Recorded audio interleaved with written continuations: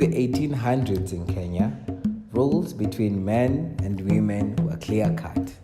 Men were protectors of their homes and owned the lands. Women bore children, tended the farms, and took care of the children. And women were not supposed to speak before men.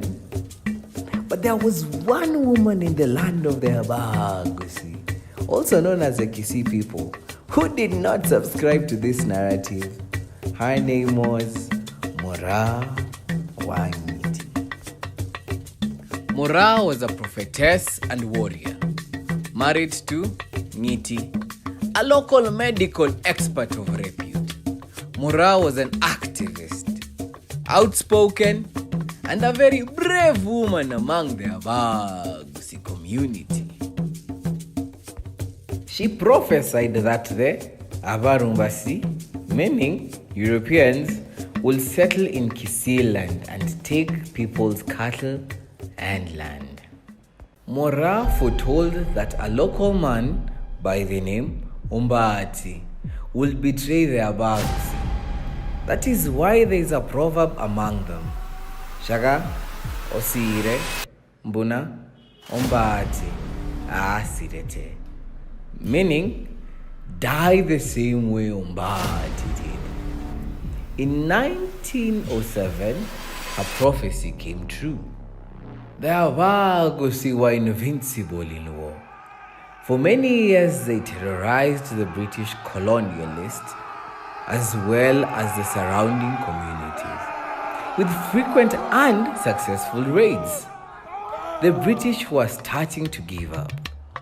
They feared the Abagusii with all their heart, until one day. In 1905, the colonial army raged vengeance to the Abagusii rebellion, killed many people, burned homesteads, seized livestock, and destroyed crops. They shot and killed men, women, and children who showed resistance. Geoffrey Northcote was one of the British most hated by the Abagusii for his ruthless killings of locals. He hated Mora for turning the Abagusii against him. Northcote once said, "Oh, they are peaceful enough, but it's their high priestess that causes me anxious moments." Mora did not like the influence Northcote wielded on her people.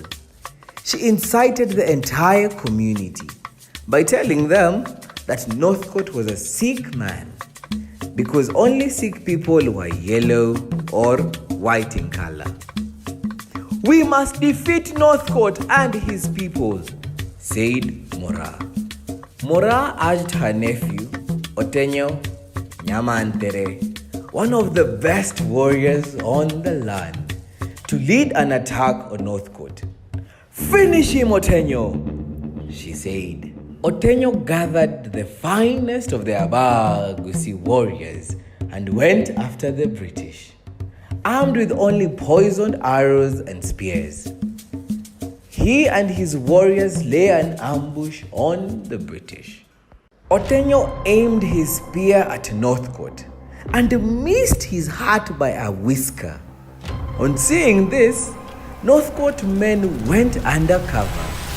The Kisii warriors were so motivated by Otenyo's bravery that they started carrying out frequent raids on the British. At first, things went well for Otenyo's forces, but unfortunately, the British called for reinforcements and went on a manhunt for Otenyo. They finally caught him and arrested him. "No! Not Otenyo! They will kill him!" Mora feared they will kill her nephew. "Prepare the guillotine. He will serve as an